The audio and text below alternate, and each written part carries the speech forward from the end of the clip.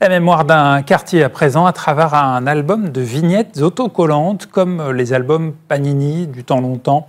Initiative originale et émouvante à Saint-Benoît, les lieux qui comptent le plus pour les habitants du quartier La Bourdonnais, conservés dans cet ouvrage. Un travail de mémoire collective alors que certains immeubles sont démolis. La ville se reconstruit. L'album sera distribué gratuitement jeudi aux Bénédictins.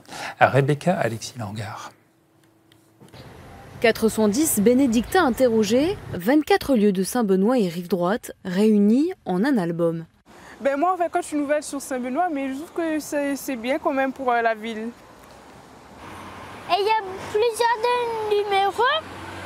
En effet, ces numéros sont prévus pour coller les vignettes, des clichés réalisés par une photographe bénédictine. Ce que moi m'a voulu montrer par exemple, c'est c'est l'héritage, parce que c'est un projet qui parle de mémoire et avant tout, quoi de plus que la passation, on va dire, du sang avec une maman et son enfant. Ici, il m'a voulu montrer un petit monsieur La Bourdonnais qu'il a toujours été là et que il fait partie des murs. Et enfin, par exemple, là, à bras fusil, c'était Montre l'Unité. Il avait une association qu'il était en train de préparer un mariage et c'était vraiment plein de couleurs, plein de vie et plein d'amour. Un travail de mémoire pensé par le Théâtre des Bambous, la compagnie Lu au Carré et la CIDR. De le faire à Saint-Benoît, c'est parce que c'est un territoire qui va changer, qui va être en mutation. Il y a le renouvellement urbain, donc ça veut dire que des fois, par exemple, comme la cité La Bourdonnais, il va y avoir une démolition qui a déjà commencé, qui va continuer.